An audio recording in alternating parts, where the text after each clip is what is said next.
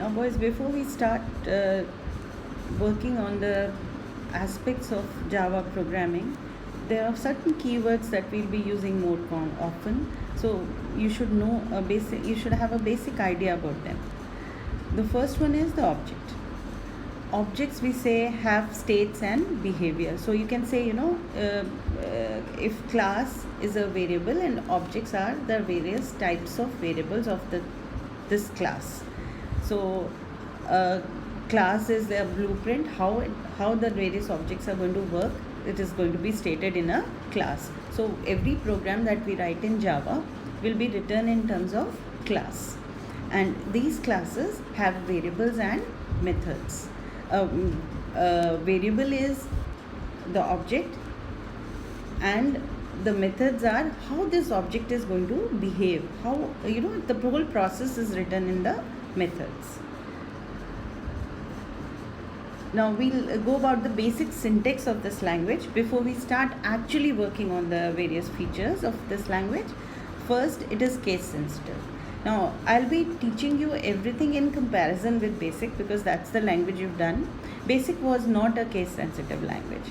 A small h, a capital H were same in case of when we are talking in terms of writing a name of a variable. They had whether we write it h in small or capital, they were same. But in Java, it is case sensitive. Example is given here. Hello written with capital H is different from a hello written in small h. So we can have both these variable names, that is hello with starting with capital and hello starting with small also. They will be treated as two distinct variables, not one. In Basic, they would have been treated as one variable. Now class names. The class names, just to differentiate, it's not a rule as such. It won't be a syntax error if you don't put in it an uppercase, but just to differentiate between a class name and a variables or method names, we generally make the class names in starting with capital. So other things will be same. Example has been given. A class name will be my first Java class. So this is how it can be written.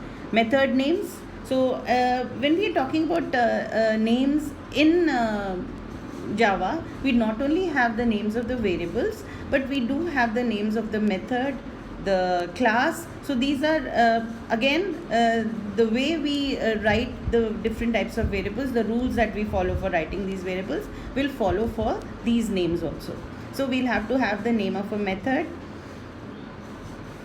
Program file name will be same as you had in Basic, but only thing is here we have to give an extension .java when we are saving our files. And another very important thing that we have to see here is your program file name should be same as the name of the class.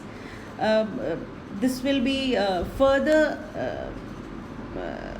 seen when you are writing programs. So this is one very important aspect that we have to follow every time. Then public static void main. Every Java program starts with a main method which is written like this, and we will be dealing with this later on. So this was the basic syntax. Then we come to Java identifiers. Why are we calling them identifiers and not variables? Because these can be the name of a method, it can be a name of a class, it can be a name of a variable that we had in Basic. Here we had two other names also. Not only two, we have many more. But whenever we are naming any aspect of Java, we have to use these identifiers rules. Now these rules very much similar. Some of them are very much similar, but exceptions are also there. So let's see the exceptions and what is the difference. All identifiers should begin with a letter, which was there in Basic also. You had to begin them with a letter. But here you have two more options other than these letters. You can use a currency character. It can be a dollar, it can be anything, pound, any character symbol, and an underscore. So these are two valid identifiers, that valid letters that Java identifier can begin with.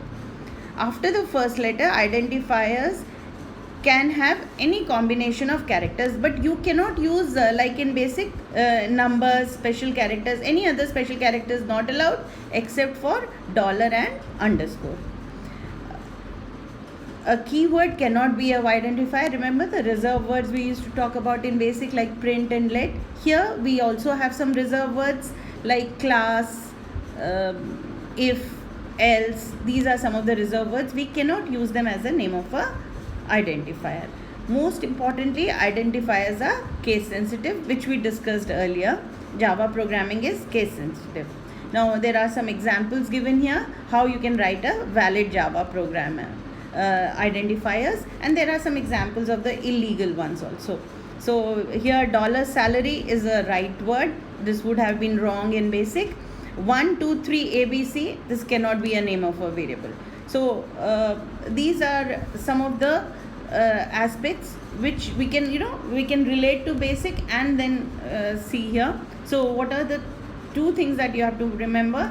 That in basic we could not use any character, special character. Here we can use a $sign and an underscore inside a name of a identifier. Now identifier, again, it can be the name of a class, variables or methods.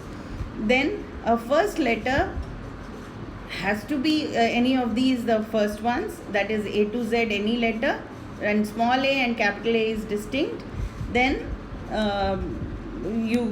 after that you can have any of them, but it should begin with one of these. After that you can have numbers also. Numbers can also be written, but no other special characters other than $sign and underscore can be used. Then a keyword, don't use a keyword. So these are some of the